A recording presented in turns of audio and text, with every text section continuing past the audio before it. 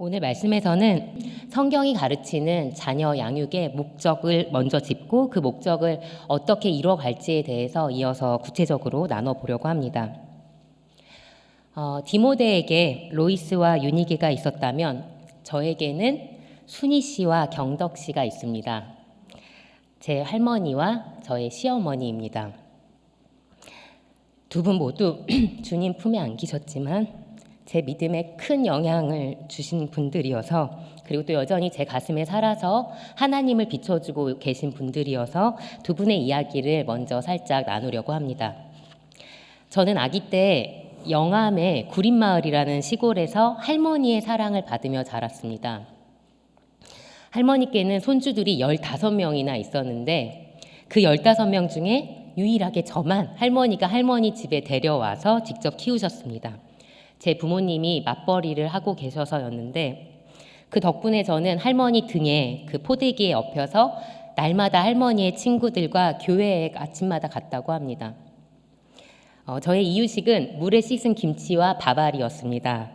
돌 때부터 제가 김치를 너무 사랑하게 돼서 지금도 김치 하나만 있으면 밥 한 그릇을 아주 맛있게 행복하게 먹습니다. 당시 제 부모님은 예수님을 알지 못하셨습니다. 만약 부모님께서 저를 데리고 계셨더라면 아기 때 제가 교회 마당을 밟을 일이 없었을 겁니다. 할머니는 자녀들을 다 독립시킨 후에 뒤늦게 믿음을 갖게 되셨고 그 믿음을 유일하게 저에게 물려주셨습니다. 선명한 기억은 없지만 하지만 아기 때부터 할머니 등에서 제 안에 찬송이 울리고 또 말씀이 퍼졌을 거라고 생각합니다. 그리고 제 가슴 속에 있는 또 다른 한 여인은 저의 시어머니인데요. 제가 20살 때 남편을 만나고 그리고 대학을 졸업하고 직장을 얻고 24세 결혼을 했습니다. 제 남편의 아버지는 뒤늦게 신학을 공부하시고 한 아파트 상가 꼭대기층에서 개척교회를 이끌고 계셨습니다. 저는 그때 결혼에 대한 마음의 준비가 전혀 안 되어 있었던 것 같은데 남편이 너무 매달렸어요. 네. 지금 남편이 없으니까 맘대로 말할 수도 있지만 실제로 결혼하고 싶다고 너무 조르고 또 제가 그때 조금 결혼 약간 버텼어야 되는데 그러지 못하고 개척교회 목사님의 큰 며느리가 된 거예요. 근데 주말마다 교회를 도와야 했는데 그러기에 너무나 부족한 모습이었습니다. 그런 저를 시어머니께서 어르고 달래셨습니다. 손글씨 편지와 진주 목걸이를 선물로 주면서 모래알이 조개의 그 연한 살에 들어가면 아파서 몸부림을 치다가 빛이 나는 구슬이 된다고 그렇게 말씀해 주신 것을 기억합니다. 결혼을 너무 일찍 했으니까 아기는 천천히 갖자 하고 5년간 어머니를 애타게 했어요. 그러다가 드디어 첫째를 낳았을 때 어머니께서 병원에 오셔서 누워있는 저를 말없이 계속 한없이 쓰다듬어 주셨던 그 손길이 종종 떠오릅니다. 여러분의 가슴 속에는 어떤 로이스와 유니게가 있으신가요? 아마 우리 모두의 가슴 속에는 나를 이 자리에 있게 해준, 나에게 생명을 허락해준 소중한 여인들이 있을 겁니다. 세상에 해야 할 일들이 많지만 그중 가장 귀한 일은 사람을 기르는 일입니다. 사람을 길러내는 일에서도 제일 중요한 일이 있다면 맡겨주신 자녀를 하나님의 사람으로 기르는, 육신의 생명을 줄 뿐만 아니라 영원한 생명, 영혼의 생명을 얻게 하는 일, 이것이 세상의 그 어떤 일보다 중요하고 가치 있는 일입니다. 우리 아버지 하나님은 부모의 역할에 엄청난 가치를 두십니다. 신명기 6장 5절에서 7절 말씀을 다시 한번 읽겠습니다. 너는 마음을 다하고 뜻을 다하고 힘을 다하여 내 하나님 여호와를 사랑하라. 오늘 내가 내게 명하신 이 말씀을 너는 마음에 새기고 내 자녀에게 부지런히 가르치며. 이 말씀에는 부모의 역할, 부모의 임무가 선명하게 담겨져 있습니다. 엄마인 네가 먼저 하나님을 사랑해라. 그리고 너의 자녀에게 하나님을 사랑하라고 부지런히 가르쳐라. 이것이 우리를 엄마로 부르신 목적입니다. 이 임무를 잘 감당했기 때문에 로이스와 유니게도 오늘도 칭찬을 받고 있는 것입니다. 디모데후서 3장 14절과 15절을 보면 바울이 이렇게 말합니다. 그러나 너는 배우고 확신한 일에 거하라. 너는 내가 누구에게서 배운 것을 알며 또 어려서부터 성경을 알았나니. 디모데는 어려서부터 옆에 할머니를 사랑하는 엄마와 하나님을 사랑하는 할머니와 엄마가 있었고, 엄마와 할머니를 통해서 어릴 때부터 말씀을 배우고 확신했습니다. 하나님께서 자녀에게 엄마, 아빠를 그리고 할머니, 할아버지를 허락하신 가장 첫 번째 중요한 이유는 이 자녀들이 부모를 통해 하나님을 사랑하게 하기 위함입니다. 부모님들이 대체로 선한 마음으로 열심히 희생적으로 자녀를 양육하십니다.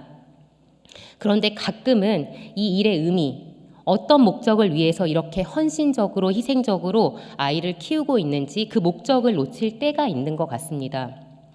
학원을 보내고 운동과 악기를 시키고 좋은 걸 입히고 하는 것보다 하나님을 사랑하라는 가르침으로 아이가 복을 얻고 생명을 얻습니다. 내 아이가 배워야 할 가장 중요한 것은 하나님을 사랑하라입니다. 우리가 놓치지 말아야 할 자녀 양육의 목적이고 또 이것이 부모님을 가장 가치 있게 만듭니다. 왜냐하면 아이들은 사춘기 때부터 시작해서 자녀의 나이가 계속 들어갈수록 부모님의 권위에서 자꾸 벗어나려고 합니다. 자녀가 부모님을 계속 존경할 수 있는 건 부모님이 영적인 권위를 가질 때입니다. 부모의 나이가 들면서 육체적으로는 쇠약해지더라도 영적으로는 오히려 더욱 강건해지실 수 있습니다. 자녀가 하나님을 사랑하도록 가르치는 것에 있어서 교회가 분명 기여를 하지만 그러나 엄마가 감당한 그리고 아빠가 감당할 역할을 교회가 전도사나 주일학교 교사가 대신할 수 없습니다. 내 자녀에게 부모님이 직접 가장 중요한 걸 가르침으로 영적 권위를 가지셔야 합니다. 하나님은 우리가 이 임무를 귀히 여기고 성실히 감당해 가길 원하고 기대하십니다. 그럼 이제 좀 구체적으로 어떻게 내 아이가 하나님을 사랑하도록 가르칠 수 있을까? 내 아이를 구원하고 변화시키는 그 하나님의 사역 가운데 내가 어떻게 도구가 될 수 있을까? 살펴보려고 합니다. 저는 7년 전에 미국에 왔습니다. 미국 보스턴에 처음 정착했는데 그때 제 아이들이 저 두 아이가 있는데 그때 제 아이가 1살, 3살 두 꼬마를 데리고 보스턴에 왔습니다. 당시에 두 아이와 저는 어딘가 약간 감옥의 외딴 섬에 고립된 느낌이 들었습니다. 아무데도 갈 곳이 없었습니다. 남편은 새로 일하게 된 그 연구실에 살아남느라고 정신이 없었습니다. 저는 그때 이 두 아이를 하루 종일 먹이고 놀리고 돌보고 집에서 돌보면서 이 꼬마들 말고는 대면에서 얘기 나눌 사람이 없었습니다. 종일 남편 언제 오지 기다리고 있는 겁니다. 어느 날 남편이 그날따라 웬일로 저녁 6시쯤 이제 집으로 출발한다고 전화를 줘서 기뻐하면서 이제 저녁을 차리기 시작했습니다. 저녁 7시쯤에 집 이제 어느 정도 음식이 완성되고 남편에게 전화를 걸었는데 거의 다 왔을 줄 알았는데 받지 않는 겁니다. 7시 반이 되고 8시가 되고 아이들이 자꾸 배고프다고 했는데 제가 아빠가 곧 오실 거야. 아빠 오면 우리 같이 먹자 하면서 대답하고 기다리고 있었습니다. 기다림이 길어지고 연락은 계속 안 되고 화가 났다가 이제 정말 불안하고 걱정까지 되는데 근데 그때 저의 첫째가 엄마 배고파 밥 하면서 울상으로 저에게 다가오는데 근데 제가 기다리라고 소리를 지르면서 아이를 밀쳤습니다. 엄마가 갑자기 예상하지 못하게 미니까 아이가 부엌 바닥에 머리를 꽝 하고 넘어졌습니다. 근데 그 꽝 소리가 너무 커서 저는 아이가 어떻게 되는 줄만 알고 얼마나 같이 울었는지 모릅니다. 시간을 보니까 그때 밤 9시였습니다.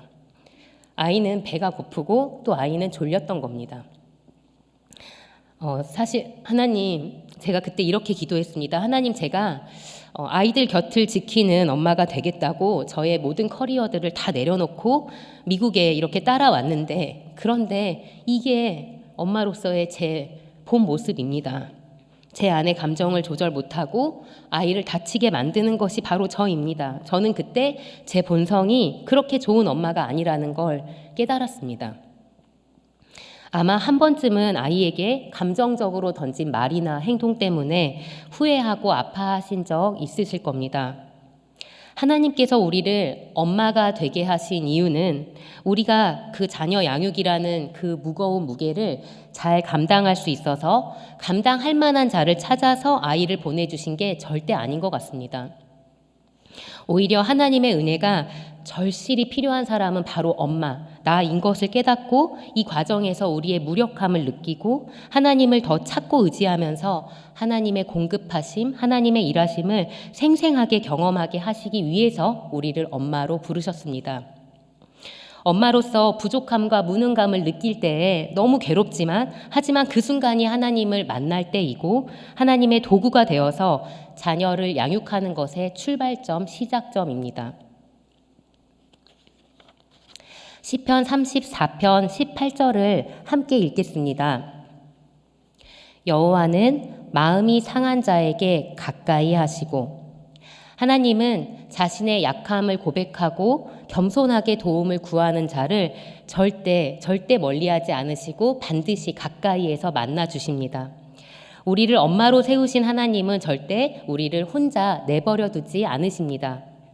엄마인 우리에게 하나님은 하나님 자신을 내어주십니다. 새벽에 더 자고 싶은 몸을 이끌고 일으켜서 하루를 시작할 때에 또 바쁜 아침에 게으름 부리고 안 일어나고 아이를 보면서 속이 탈 때에 그리고 학교 마치고 아이를 픽업했는데 아이가 너무 표정이 어두운데 말을 못 붙이고 그럴 때에도 하나님이 같이 함께 하십니다. 아이에게 정말 어려운 힘든 얘기를 해야 할 때에도 또 아이가 버릇없는 행동을 해서 마음이 상할 때에도 아버지께서 우리와 함께 하십니다. 우리를 누군가의 엄마로 부르신 하나님은 하나님 자신을 우리에게 선물로 주시고 우리와 함께 걸어주십니다. 우리가 자녀 양육에 임하는 모든 순간이 사실은 아버지께서 우리를 양육하시는 순간이기도 합니다. 나의 무능함을 고백하고 하나님 얼굴을 구하며 임재 가운데 걸을 때 우리는 내 자녀의 영혼과 삶에 개입하시는 그 하나님의 사역 가운데 은혜의 도구로 사용될 것입니다. 오늘 본문 디모데후서 1장 5절을 다시 보면 함께 읽겠습니다.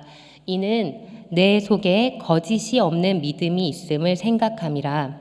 이 믿음은 먼저 내 외조모 로이스와 내 어머니 유니게 속에 있더니 내 속에도 있는 줄을 확신하노라. 아멘. 디모데 속에 거짓이 없는 믿음이 있었다고 합니다. 그리고 이것은 먼저 할머니 로이스에게 있었고 그리고 엄마인 유니게에게 있었다고 사도 바울이 말하고 있습니다. 로이스와 유니게는 디모데에게 거짓이 없는 믿음을 유산으로 물려준 겁니다. 거짓이 없는 믿음이 대체 어떤 믿음일까요? 저는 이 믿음의 힌트를, 이 거짓이 없는 믿음이 어떤 믿음인지 그 힌트를 디모데의 이름에서 찾아보았습니다. 디모데라는 이름은 헬라어로 티마테오스입니다. 여기서 티마오는 아너, 경외하다라는 뜻이고 데오스는 하나님을 뜻합니다. 엄마와 할머니가 디모데에게 하나님을 경외하는 자라는 이름을 붙여준 겁니다. 그건 이 아이가 하나님을 경외하는 믿음을 갖길 간절히 소망했기 때문일 것입니다. 사실 아기들은 태어날 때 하나님을 사랑하기보다는 나 자신을, 자기를 사랑하는 마음을 더 많이 가지고 태어납니다. 그리고 이 세상에서는 자율성을 외칩니다. 나는 독립된 인간이야. 내가 원하는 대로 살 권리가 있어. 라고 세상이 가르칩니다. 부모와 어린 자녀 사이에도 뭘 먹고 뭘 입고 언제 자야 할지 이런 걸 가지고도 갈등이 일어납니다. 왜냐하면 꼬마여도 자기가 중심이 되고 왕이 되고 싶어 하기 때문입니다. 그래서 싫어 외치고 화를 내고 때를 쓰고 다른 권위를 인정하지 않으려고 합니다. 우리의 죄성은 내가 세상의 중심이라고 가르치고 또 우리의 죄는 자기 생각만을 고집하게 합니다. 사실 우리에게 있어서 어떤 권위에 복종하는 모습은 매우 부자연스럽습니다. 그러나 권위를 거부하는 건 결국 하나님을 거부하는 것입니다. 아이가 하나님의 권위를 인정하지 않고 계속 자기를 경외하고 자기만 사랑하며 살게 된다면 그 아이는 하나님께서 우리를 위해서 정해주신 그 한계를 넘어서는 행동을 하게 될 것이고 또 하면 안 되는 일을 안 할 수 있는 힘, 절제할 수 있는 힘을 기를 수가 없습니다. 그렇다면 우리는 어떻게 내 아이에게 하나님을 경외하는 믿음을, 거짓 없는 믿음을 물려줄 수 있을까요? 두 가지를 오늘 나누려고 하는데요. 첫 번째는 아이들에게 하나님의 영광을 바라볼 수 있도록 노력해야 합니다. 하나님이 만드신 이 세상은 하나님을 비춰주는 거울입니다. 하나님은 우리가 이 세계를 통해서도 하나님을 더듬고 찾을 수 있게 만드셨습니다.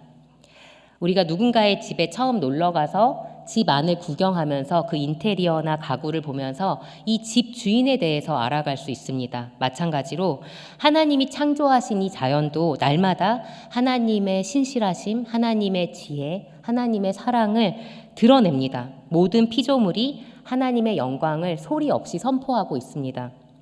우리는 우리 자녀가 그 하나님의 영광에 눈을 뜨도록 도와야 합니다.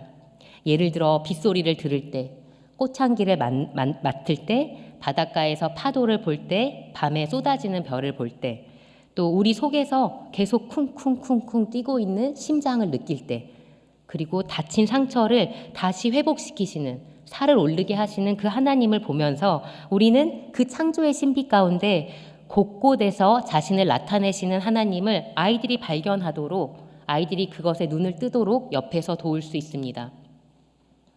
하나님을 경외하는 믿음을 물려주기 위해서 기억할 두 번째는 권위를 바르게 사용해야 합니다. 하나님은 우리에게 자녀 양육이라는 사역을 위해서 권위를 주셨습니다. 하나님께 위임을 받은 권위입니다. 아이가 경험할 때 내 부모님의 권위가 날 다치게 하는 게 아니고 오히려 나에게 유익한 거구나, 나를 안전하게 하는 거구나 깨달으면 그것은 하나님의 권위를 인정하고 경외하는 마음으로 이어질 것입니다. 하나님의 권위는, 우리 아버지의 권위는 사랑으로 충만한 권위입니다. 만약 우리가 아이를 함부로 대하거나 조급하게 대하거나 때리거나 비난하는 식으로 권위를 사용한다면 아이는 하나님의 권위 또한 받아들이기 어렵게 될 겁니다. 그럼 우리가 하나님의 사역을 방해하는 부모가 되는 것입니다. 우리의 표정이나 말, 우리의 손길과 행동을 통해서 하나님의 은혜, 하나님의 신실하심, 하나님의 용서와 인내가 드러날 때 하나님의 사랑 가득한 권위가 엄마를 통해 아이의 삶에 실제로 나타날 수 있습니다. 몇 주 전 마더스데이에 우리 한어 중고등부에서는 엄마에게 가장 고마운 게 뭐예요? 라는 그 질문에 아이들이 한 명씩 대답을 하고 그 대답을 찍어서 영상으로 만들어서 부모님께 전달을 드렸었습니다. 그런데 생각보다 아이들이 고마워하는 게 그리 엄청난 게 아니었습니다. 아이들이 고마워한 것들의 예를 제가 좀 적어왔는데, 엄마 일찍 일어나서 날 깨워줘서 고마워. 엄마 12년간 도시락을 싸줘서 고마워. 대단하시죠? 네, 도시락을 꼭 12년간이 아니어도 도시락 싸줘서 고맙다는 말이 많았습니다. 또 새끼니 밥과 간식, 먹을 걸 챙겨줘서 고마워. 먹을 게 중요한 것 같습니다. 네, 그리고 내 말을 기억해줘서 고마워. 그리고 내 생각과 의견을 존중해줘서 고마워. 내가 어려울 때 도와줘서 고마워. 엄마 사랑해라고 말해줘서 고마워. 엄마 미국 가서 운전 잘 못하는데 운전 배워서 날 뒷바라지 해줘서 고마워. 단 한 명도 뭘 사줘서 고맙다는 얘기는 없었습니다. 그리고 한 7학년 친구는 엄마의 신앙을 지키고 나에게도 그 신앙을 물려줘서 고마워라는 뭉클한 대답을 하기도 했습니다. 일상에서 우리 엄마가 보여주는 그 꾸준하고 성실한 섬김을 보면서 아이들이 하나님의 성실과 사랑을, 그리고 하나님의 인내와 용서를 아이의 삶 속에서 실제로 경험하게 되고, 이를 통해서 아이들은 하나님의 권위를 또한 인정하고 받아들이게 되는 것입니다. 자기를 사랑하는 마음으로 가득한 우리 아이들의 마음을 하나님을 사랑하는 마음으로 가득하게 만드는 것, 그것이 우리의 부르심입니다. 그런데 우리 속에 이게 없다면 당연히 물려줄 수도 없을 것입니다. 엄마인 내가 먼저 하나님의 영광과 은혜를 아주 충만하게 경험하고 누릴 때 그리고 하나님과의 그 친밀한 관계 안에서 하나님을 사랑하는 기쁨이 우리 마음 가운데 가득할 때, 그때 우리는 내 아이 속에 하나님을 경외하는 마음을 불어넣는 도구로 사용될 수 있습니다. 말씀을 정리합니다. 우리를 부모로 세우신 목적은 내가 먼저 하나님을 사랑하고 그리고 이것을 자녀에게 부지런히 가르치기 위함입니다. 하나님이 원하시는 모습의 부모가 되어서 이 소중한 임무를 수행하려면 먼저는 나의 무능함과 나의 부족함과 나의 한계를 고백해야 합니다. 상한 마음으로 하나님을 찾는 그 자리가 바로 출발점입니다. 그 자리가 바로 내 아이를 구원하시고 변화시키시는 우리 아버지 하나님의 사역 가운데 내가 은혜의 도구로 쓰여지는 출발점입니다. 로이스와 유니게는 디모데에게 거짓 없는 믿음, 하나님을 경외하는 믿음을 물려주었습니다. 하나님을 경외하는 믿음을 물려주기 위해서는 첫째, 세상 곳곳에서 자신을 나타내고 계시는 하나님을 아이들이 발견할 수 있도록, 그 영광을 발견할 수 있도록 도와줘야 하고, 둘째로 엄마의 표정과 말과 손길과 또 엄마의 행동을 통해서 아버지의 그 사랑 가득한 권위가 아이들의 삶에 실제로 나타나야 합니다. 예배를 시작할 때 우리는 나를 이 자리에 있게 해준, 내게 생명을 전해준 소중한 여인들에 대해서 한번 생각해 보았습니다. 지금은 조금 다른 질문을 여러분께 드리고 싶습니다. 여러분은 여러분 자녀들의 마음에 어떤 엄마로 두고두고 기억되고 싶으신가요? 내 자녀가 우리 엄마는 이런 분이야, 어떻게 얘기해 주기를 바라고 기대하시나요?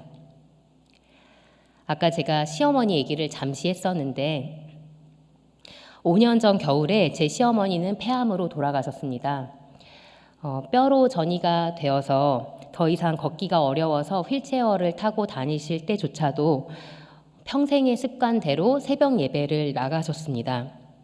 정말 이상하리만큼 추웠던 어느 겨울에 휠체어가 이제 새벽 예배 마치고 돌아오는데, 아버님과 함께 돌아오는데 그 속도 방지턱을 넘다가 휠체어가 기울어져서 넘어져서 어머니가 얼굴부터 바닥에 떨어져서 얼굴을 심하게 긁히고, 그리고 그렇게 응급실에 가셔서 3일 후에 소천하셨습니다. 저는 그때 하나님께 너무 큰 실망을 했습니다. 왜냐하면 하나님, 지금껏 어머니가 얼마나 교회를 위해서 헌신하면서 사셨는데, 그런데 이렇게 마지막 모습이 얼굴에 상처가 가득한 채로 눈을 감게 하셨어요. 어머니의 그 마지막 모습이 너무 마음이 아팠습니다. 죄송합니다. 그런데 제가 꿈을 믿지는 않지만 그렇게 마음 아픈 채로 살아가고 있는데 어느 날 꿈속에서 어머니를 만났습니다. 아마 하나님이 저를 위로해 주시려고 그 꿈을 허락해 주셨던 것 같습니다. 어머니의 얼굴에는 상처가 하나도 없었습니다. 어머니께서 가장 좋아하시는 자주빛 스카프를 메고 계셨고 활짝 웃고 계셨습니다. 지금도 우리 남편과 저의 마음 가운데 우리 어머니는 진주처럼 남아 계십니다. 어머니의 믿음을 우리는 아주 선명하게 기억하고 있습니다. 한국에 가서 아버님의 교회에 방문하면 성도님들은 다 어머니를 그리워하고 칭찬합니다. 우리 어머니 또한 로이스와 유니게처럼 여호와를 경외하는 여자였기 때문입니다. 잠언 31장 30절은 말합니다. 고운 것도 거짓되고 아름다운 것도 헛되나 오직 여호와를 경외하는 여자는 칭찬을 받을 것이라. 아마 로이스와 유니게에도 많은 연약함과 흠들이 있었을 겁니다. 그러나 그들이 여호와를 경외하는 믿음을 가졌기 때문에 사도 바울로부터, 그리고 지금 우리를 통해서도 칭찬을 받고 있는 것처럼 우리 수요 여성 예배의 모든 어머니들 또한 자녀들의 가슴에 여호와를 경외하는 믿음을 가짐으로 그 자녀들의 가슴에 하나님을 비춰주는, 믿음의 길을 비춰주는, 그리고 또 하나님 앞에서 칭찬받는 그런 어머니들이 되시길 바라고 축복합니다.